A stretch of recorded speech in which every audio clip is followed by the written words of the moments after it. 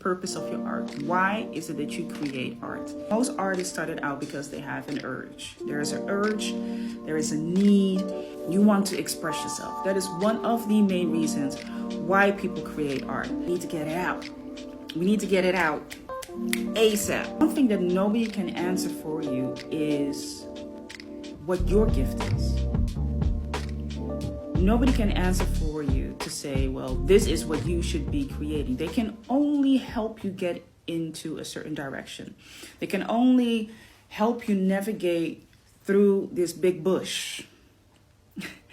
And they can show you, say, well, this might be a great direction for you to go deeper into, to figure out what it is that you would like to do and what you love to be creating. It does not take away the journey itself, because knowing what it is that you want to create is one thing. Knowing how you're going to do it, what will come out of it, that is the journey.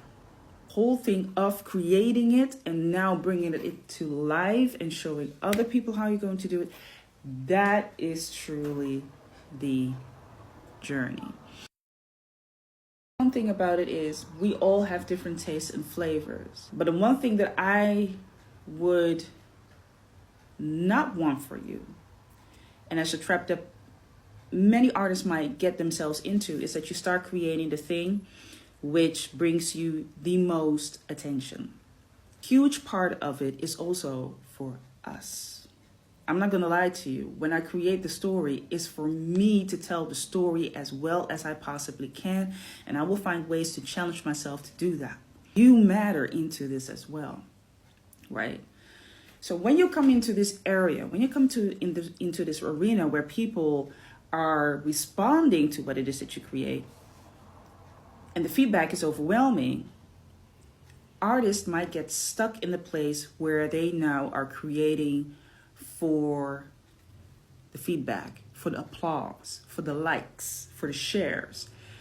And that might be detrimental to your own process. I've seen plenty of stories of artists that said, well, now that I want to venture out into something else, I'm afraid that my audience might not like it, or they might not follow me into the particular direction that I would like to go to. That comes from a place where you were initially creating art to get the likes, and you were not creating art because you put yourself in the first place. It's not very selfish what I'm saying. How dare you as an artist put yourself in the first place of what it is that you would like to create for your audience?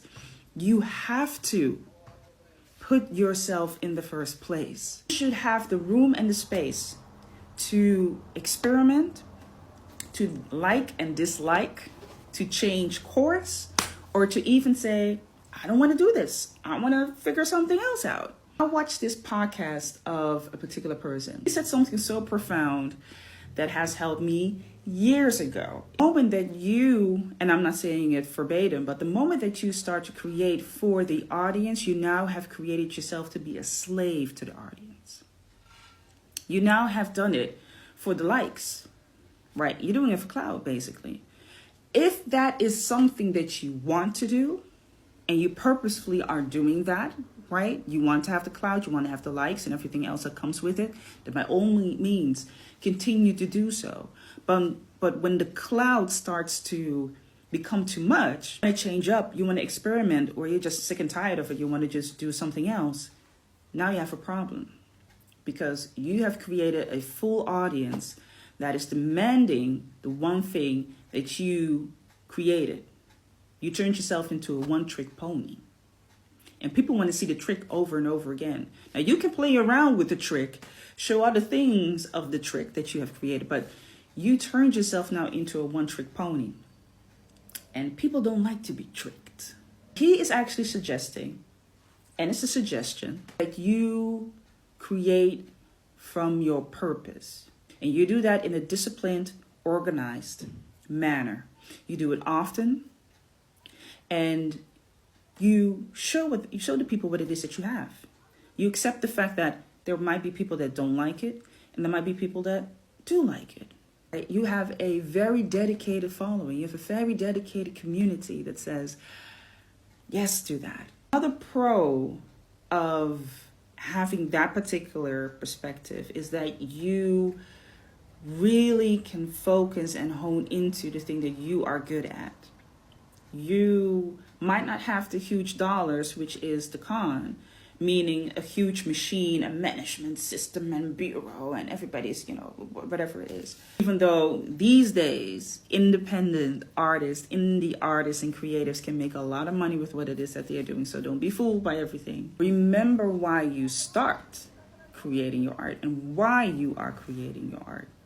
Because that will also attract the people that you would love to have as your community members. If the people are attracted to what you do so well as your shtick, or the one-trick pony, but are not attracted to you, who you are as the artist, and what it is that comes out of your mind, that creative pool, that artistic pool, will that satisfy you? Because you still come first, right?